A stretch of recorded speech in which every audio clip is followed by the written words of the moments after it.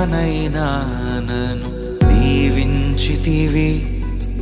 నీ చేతి నీడలో నన్ను ఉంచితివి. నీ రక్షణలో నన్ను కాపాడితివి.